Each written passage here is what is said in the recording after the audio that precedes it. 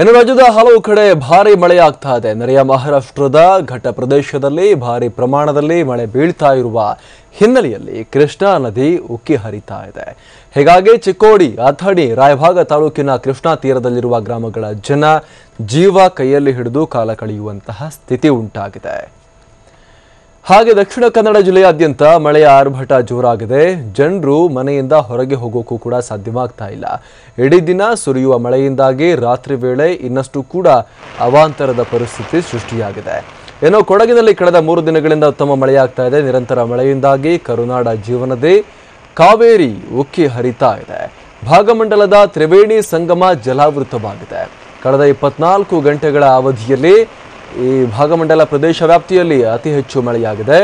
ಎಡೆಬಿಡದೆ ಸುರಿತಾ ಇರುವಂತಹ ಧಾರಾಕಾರ ಮಳೆಯಿಂದಾಗಿ ಭಾಗಮಂಡಲ ನಾಪೌಕಲು ರಸ್ತೆ ಜಲಾವೃತವಾಗಿ ಈ ಭಾಗದ ಗ್ರಾಮಗಳ ನಡುವಿನ ಸಂಚಾರ ಸ್ತಬ್ಧವಾಗಿದೆ. ಹಾಗೆ ಉತ್ತರ ಕನ್ನಡ ಜಿಲ್ಲೆಯಾದ್ಯಂತ ಮಳೆ ಆರ್ಭಟ ಮುಂದುವರೆದಿದೆ. ಕರಾವಳಿ ಹಾಗೂ ಘಟ್ಟದ ಮೇಲಿನ ತಾಲೂಕುಗಳಲ್ಲಿ ನಿರಂತರವಾಗಿ ಮಳೆಯಾಗ್ತಾ ಇದೆ. ಜನಜೀವನ ಇಲ್ಲೂ ಕೂಡ ಅಸ್ತವ್ಯಸ್ತವಾಗಿದೆ. ಕಳೆದ 4 ದಿನಗಳಿಂದ ನಿರಂತರವಾಗಿ ಮಳೆ ಸುರಿತಾ ಇದ್ದು ಪ್ರಮುಖ ಜಲಾಶಯಗಳಾದ ಸೂಫಾ, ಕದ್ರಾ, ಕೊಳಸಳ್ಳಿಯಲ್ಲಿ ನೀರಿನ ಮಟ್ಟ ಹೆಚ್ಚಾಗಿದೆ. ಏನೋ ಚಿಕ್ಕಮಗಳೂರು, ಮಲೆನಾಡು ಚಿಕ್ಕಮಗಳೂರಿನಲ್ಲಿ ನಿರಂತರವಾಗಿ ಮಳೆಯಾಗ್ತಾ ಇದ್ದು ತಗ್ಗು ಪ್ರದೇಶಗಳು ಜಲಾವೃತವಾಗಿವೆ. ಭಾರೀ ಮಳೆಯಿಂದಾಗಿ ರಸ್ತೆಗಳಲ್ಲಿ ನೀರು ನಿಂತಿದ್ದು ವಾಹನ ಸವಾರರು ಪರದಾಡುವ ಸ್ಥಿತಿ ಎದುರಾಗಿದೆ. ಶೃಂಗೇರಿ, ಕೊಪ್ಪ, ಎನ್ನಾರ್ಪುರ ಭಾಗದಲ್ಲಿ ಅತಿ ಹೆಚ್ಚಿನ ಮಳೆಯಾಗಿದ್ದು ಜನಜೀವನ ಸಾಕಷ್ಟು ಅಸ್ತವ್ಯಸ್ತವಾಗಿದೆ. ಶಾಲೆಗಳಿಗೂ ಕೂಡ ರಜೆಯನ್ನು ನೀಡಲಾಗಿದೆ.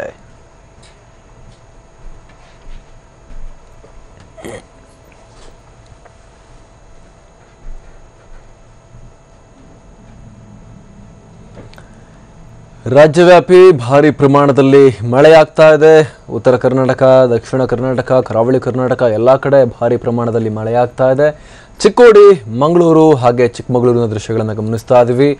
3 ಕಡೆ ಕೂಡ ಅತ್ಯಂತ ಜೋರಾಗಿ ಮಳೆಯಾದ ಪರಿಣಾಮ ಸಂಪೂರ್ಣವಾಗಿ ಮಳೆ ನೀರು ಸೇತುವೆಗಳ ಮೇಲೆ ಹರಿದಿದೆ. ಚಿಕ್ಕಮಗಳೂರಿನಲ್ಲಂತೂ ಕೊಪ್ಪ, ಎನ್ನಾರ್ಪುರ, ಶೃಂಗೇರಿ ಭಾಗದಲ್ಲಿ ಅತಿ ಹೆಚ್ಚು ಮಳೆಯಾಗಿದ್ದು ಅಲ್ಲಿನ ಸೇತುವೆಗಳು ಮುಳುಗಡೆಯಾಗುವಷ್ಟರ ಮಟ್ಟಿಗೆ ಮಳೆಯ ಅಬ್ಬರ ಅಲ್ಲಿ ಕಂಡುಬಂದಿದೆ.